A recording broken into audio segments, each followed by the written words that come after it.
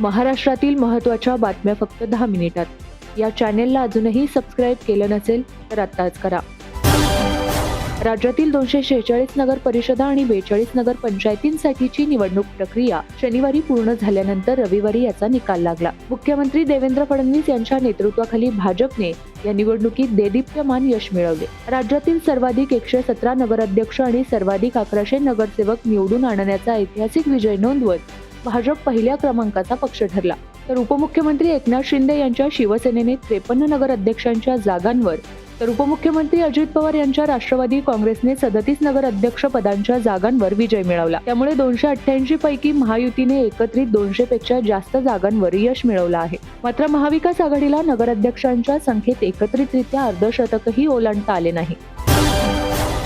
पुणे महानगरपालिकेसाठी राष्ट्रवादी काँग्रेसकडून काँग्रेसला एकत्र येण्याचा प्रस्ताव पाठवला आहे. काँग्रेसला सोबत घेण्यासाठी अजित पवार आणि सतेज पाटील यांनी फोनवरून चर्चा केली. अजितदादा यांच्यासोबत संपर्क झाल्याच्या वृत्ताला सतेज पाटलांनी दुजोरा दिला आहे. राष्ट्रवादी काँग्रेसचे नेते आणि माजी मंत्री माणिकराव कोकाटे यांना सर्वोच्च न्यायालयाकडून मोठा दिलासा मिळाला आहे. कोकाटे यांच्या शिक्षेला सर्वोच्च न्यायालयाने स्थगिती दिली असून त्यामुळे त्यांची आमदारकी कायम राहणार आहे. सुनावणी पूर्ण होईपर्यंत कोकाटे यांना आमदार म्हणून अपात्र ठरवले जाणार नाही असं स्पष्ट करत सर्वोच्च न्यायालयाने राज्य सरकारला नोटीसही जारी केली आहे. रायगडचे पालकमंत्रीपद शिवसेनेला मिळावा असा आग्रह पुन्हा उद्योगमंत्री उदय सामंत यांनी आज महाडमध्ये माध्यमांशी बोलताना व्यक्त केला. माझं स्पष्ट मत आहे की रायगडचे पालकमंत्रीपद शिवसेनेला मिळावं, मात्र निर्णय हा राज्याचे मुख्यमंत्री व दोन्ही मुख्यमंत्री घेतात आणि त्यांनी तो घ्यावा. हा प्रश्न लवकर मार्गी लावतील. येत्या नवीन वर्षात हा प्रश्न सुटेल असा विश्वास शिवसेना नेते उद्योगमंत्री उदय सामंत यांनी व्यक्त केला आहे. जेजुरी नगर परिषद निकालाच्या उत्साहाला गालबोट लागल्याची घटना घडली. विजयाचा भंडारा उधळल्यानंतर आगीचा मोठा भडका उडाल्याचं दिसून आलं. या घटनेत 16 जण भाजले असून काही नगरसेवकांचाही त्यामध्ये समावेश आहे. जेजुरी गडाच्या पायथ्याशी फटाके फुटत असताना भंडारा उधळल्यानंतर आगीचा भडका उडाला. भेसळयुक्त भंडाऱ्यामुळे आगीचा भडका उडाल्याचा प्राथमिक अंदाज व्यक्त केला जात आहे. या घटनेनंतर भाविकांमध्ये भीतीचे वातावरण पसरले आहे. विधानसभेत रमी खेळण्याच्या प्रकरणात माजी क्रीडा मंत्री माणिकराव कोकाटे यांनी आमदार रोहित पवार यांच्या विरोधात दाखल केलेल्या मानहानी प्रकरणात आज नाशिक न्यायालयात सुनावणी पार पडणार होती. रोहित पवार यांना न्यायालयात हजर राहण्यासंदर्भात समन्स देखील बजावण्यात आले होते. मात्र रोहित पवार आज न्यायालयात अनुपस्थित होते, तर माणिकराव कोकाटे देखील आज न्यायालयात अनुपस्थित होते. तसंच खटल्याचे न्यायाधीश देखील रजेवर असल्याने आता पुढील सुनावणी 30 डिसेंबर रोजी पार पडणार आहे.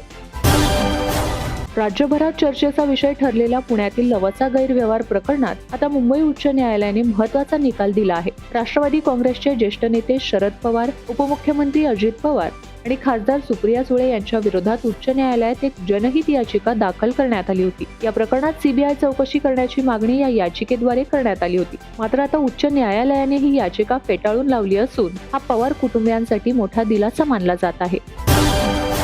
अकोल्यातील राजकारणातून मोठी बातमी हाती आली आहे. पोलिसांनी बनावट नोटा प्रकरणात शिंदे गटाच्या नेत्याला ऐन निवडणुकीच्या निकालाच्या दिवशी चौकशीसाठी ताब्यात घेतलं होतं. मालेगावात ऑक्टोबर महिन्यात 10 लाखांच्या बनावट नोटा चलनात आणण्याचा प्रयत्न झाला होता. बनावट नोटा चलनात आणणारे तरुण मालेगाव पोलिसांना रंगेहात सापडले होते.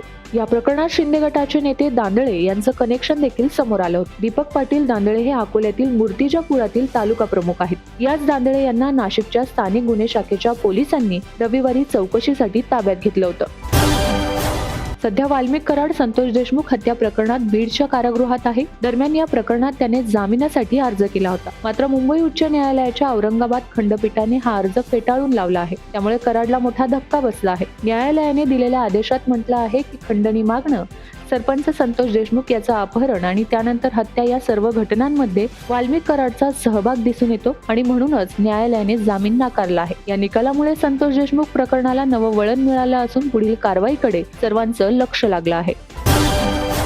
राज्यातील लाडक्या बहिणींसाठी आनंदाची बातमी आहे. नगर परिषद आणि नगरपंचायत निवडणूक निकालानंतर राज्याचे उपमुख्यमंत्री एकनाथ शिंदे यांनी लाडक्या बहिणींसाठी मोठी घोषणा केली आहे. लाडक्या बहिणींना 2100 रुपयांचा हप्ता लवकरच दिला जाईल असे त्यांनी सांगितले आहे. सोबतच ही योजना कधीही बंद होऊ शकत नाही असेही त्यांनी स्पष्ट केलंय.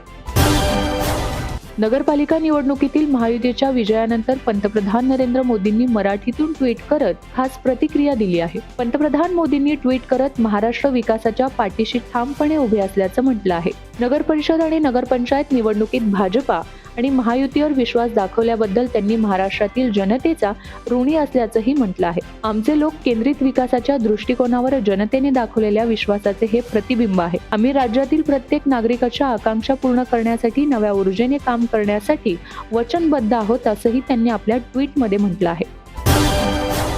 महाराष्ट्र सरकारने एक नवीन योजनेची घोषणा केली आहे. सरकारने दिव्यांग नागरिकांसाठी एक नवीन योजना राबवली आहे. आता दिव्यांग लोकांना लग्नासाठी प्रोत्साहन निधी देण्याचा निर्णय सरकारने घेतला आहे. यानुसार दिव्यांग नागरिकांना 2,50,000पर्यंतचे अनुदान दिले जाते. दिव्यांग व्यक्तीने जर सामान्य व्यक्तीशी लग्न केले तर त्यांना 1,50,000 रुपये दिले जातात, तर दिव्यांग व्यक्तीने दुसऱ्या दिव्यांग व्यक्तीसोबत लग्न केले तर त्यांना 2,50,000 रुपये दिले जात आहेत.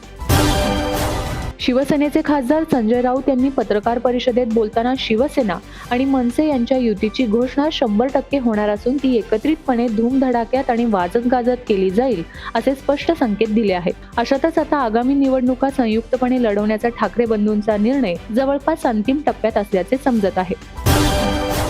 संगमनेर तालुक्यातील बिबट्यांचा वाढता वावर व मानवी वस्त्यांवरील हल्ल्यांच्या घटना रोखण्यासाठी वन विभागाने हायटेक यंत्रणेचा वापर सुरू केला आहे. ज्या भागात बिबट्यांची घनता जास्त आहे तिथे थर्मल ड्रोन, नाईट व्हिजन कॅमेरे व 500हून अधिक ट्रॅप कॅमेरे तैनात करण्यात आले असल्याची माहिती जलसंपदा मंत्री तथा जिल्ह्याचे पालकमंत्री राधाकृष्ण विखे पाटील यांनी दिली आहे. तसेच वन विभागाच्या ताफ्यात नव्याने 22 गस्ती वाहने व 5 नवीन गन दाखल होत आहेत.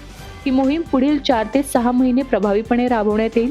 बिबट्यांचा बंदोबस्त करण्यासाठी पिंजरे लावण्यासोबतच आधुनिक तंत्रज्ञानाचा प्रभावी वापर करण्यावर त्यांनी भर दिला आहे.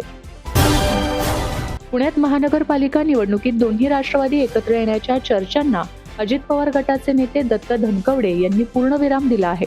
दोन्ही राष्ट्रवादी या एकत्रच येणार असून त्याबाबत घोषणा होणं बाकी असल्याचा दावा त्यांनी पुण्यात माध्यमांशी बोलताना केला आहे. त्यामुळे शरद पवार यांचा राष्ट्रवादी शरदचंद्र पवार पक्ष आणि उपमुख्यमंत्री अजित पवार यांच्या नेतृत्वाखालील राष्ट्रवादी काँग्रेस पक्ष एकत्र येण्याची शक्यता बळावली आहे.